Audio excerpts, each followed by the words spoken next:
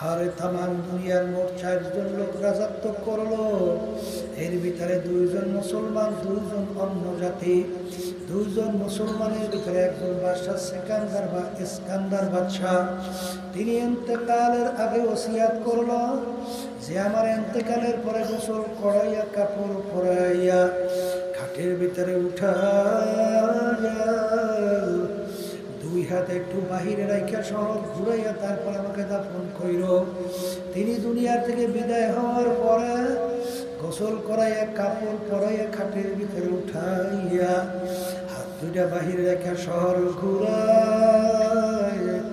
যারা বোঝে না তারা বলে, দেখছো বাচ্চা আজীবন আমাদের থেকে খাজনা এবং ট্যাক্স দিল, এখন মরার পরেও কেমন হাত পাইতে আছে, মনে হয় খাজনা এবং ট্যাক্স চায়। বিজ্ঞ আলেমরা বলে, বোকারা তোমরা তো বোঝো না, বাদশা সিকান্দার ইন্তেকালের আগে ওসিয়াত করছিল মৌতের পরে হাত বাহিরে রেখে ঘুরে দাফন করার জন্য।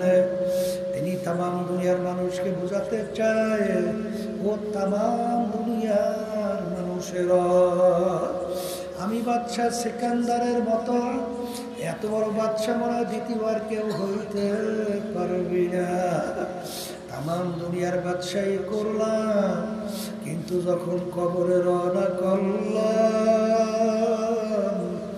একেবারে 2টা খালি হাত নিয়ে কবরে রওনা করলাম, আর কিছুই নিতে পারলাম না। এ কবরের যাত্রীরা, আমার মালিক তোমাকে আমাকে দুনিয়ায় কেন পাঠাইলেন? আমার মালিক বলেন, ওমা খালাকুতুল জিন্না ওয়াল ইনসা ইল্লা লিয়াবুদুন, মানুষ এবং জিন এইটা 2 জাতিকে আমি কেন সৃষ্টি করলাম? আমার মালিক বলে, আমি মানুষ এবং জিনকে সৃষ্টি করার উদ্দেশ্য আমার ইবাদতের জন্য। সবাই বলে সুবহানাল্লাহ। বাজার আমাদেরকে মালিক বানাইছেন তার ইবাদতের জন্য। ইবাদত একটা আরবি শব্দ, উর্দুতে বলা হয় গোলামি, বাংলা অর্থ হলো মালিকের হুকুম অনুযায়ী চলা। বাজান ভালো করে মনকে বুঝাও। আবার অনেকে প্রশ্ন করতে পারেন, হুজুর আমাদের কত মালিক বানাইছেন তার ইবাদতের জন্য, অন্যান্য মাখলুকাতগুলো আমার মাওলা কেন বানাইলেন?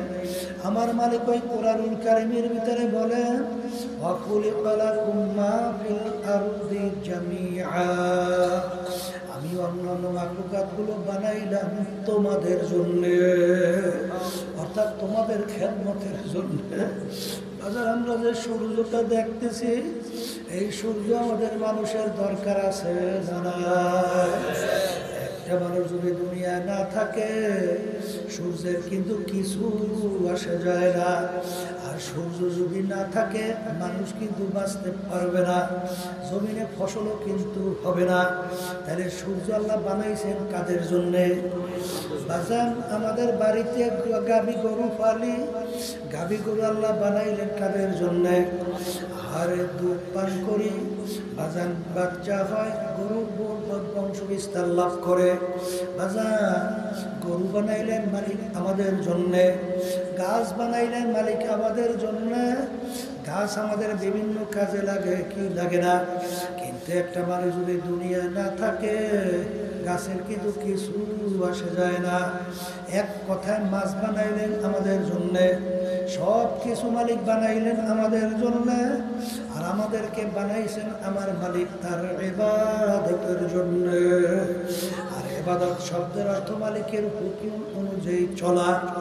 আমার বাজারদেরকে বলবো, পর্দায় মা বোনদের বলবো, আমার মালিক কেমন জানি তোমার দিকে তাকায়া আমার মালিক ডাক দিয়া বলেন, ইন্নাল ইনসানা লিরাব্বিহি লাকানুদ, মানুষ বড় নেমো খারাপ।